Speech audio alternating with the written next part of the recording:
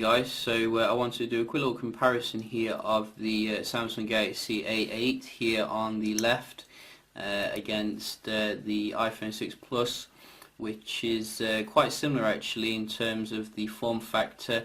I did actually say the Galaxy A8 was a 5.5 inch device, but that was actually wrong. It's actually a 5.7 inch. But the actual like screen to body ratio makes it feel like a 5.5 inch device here, and it's practically the same size as the iPhone 6 here. You can see there's not really much difference really. In fact, I think the Galaxy A8 could probably hide the iPhone 6 Plus if you put it on top. But I just did want to do a quick little comparison here of these two handsets because they are quite similar in some different ways. Like they got the same like fingerprint scanner setup as well, and the build quality on both of them obviously very premium here. I do think that is probably what's bumping up the price when it comes to the Galaxy A8. A lot of people have been complaining that it is quite an expensive handset for a Snapdragon I think 615 in there, but you are paying for the build quality here, no doubt about it. I mean, Apple really needs to step up its game when it comes to the iPhone 6, iPhone 6s Plus or whatever it is, because Samsung's really firing on all cylinders here.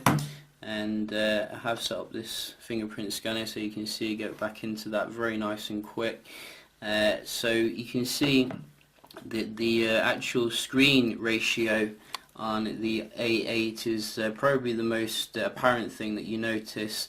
I mean, there's virtually no bezel there, which is really amazing, kind of like the Xperia C5, which is coming out as well.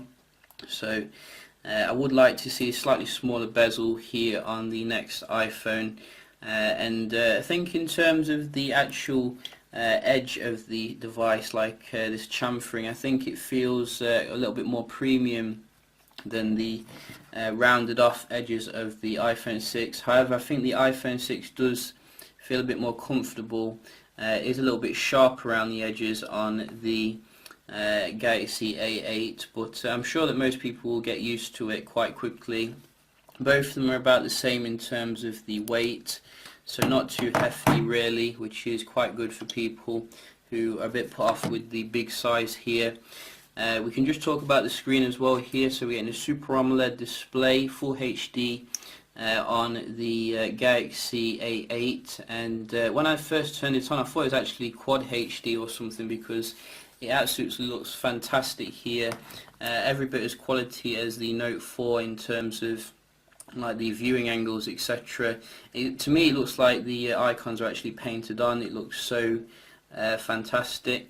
On the iPhone obviously we're getting the Full HD as well, a little bit bumped up from the little iPhone. Really like the way that when you tilt the iPhone, the icons kind of move as well.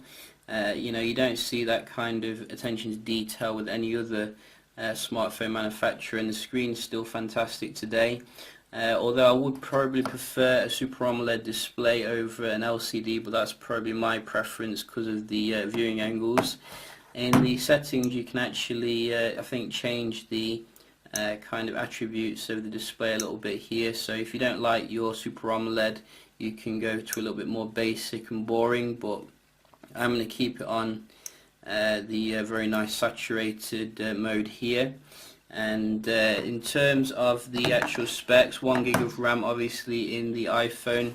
Hopefully we will see a little bit more RAM in the next iPhone versus 2 gigs of RAM in the Galaxy A8, which to me I was thinking it probably could do with another gig of RAM for the asking price. It is quite an expensive device, you know. I think Samsung has been a bit mean there, but nevertheless the actual kind of performance that I've so far seen on the device seems to be very snappy here, and maybe it's just the hardcore like multitasking which will show some weakness. Now in terms of the software, as you can see I am actually running the iOS 9 here, Beta 5, which I think is quite close to the finished version, so You are going to get some new features here that you're not going to get with the latest iOS 8.3.1, I think we're on at the moment, or something like that. In terms of the Galaxy A8, you're getting a full suite here of TouchWiz, the latest TouchWiz, that includes the stuff that is missing